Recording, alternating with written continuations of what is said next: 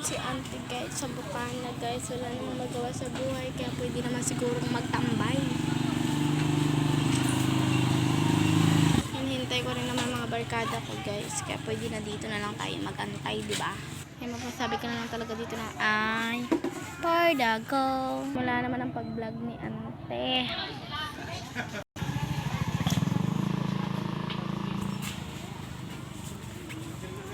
Napapalingon na lang talaga si ante sa kadaming tao guys.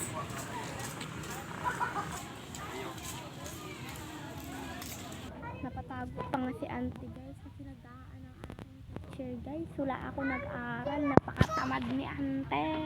Ayun naman ang kaibigan ni Mikmi na Marites guys. Hi kayo. Hi! Hello for this guys. First to this preview nga dito nga kami ni Titan tumatambay sa labas. Big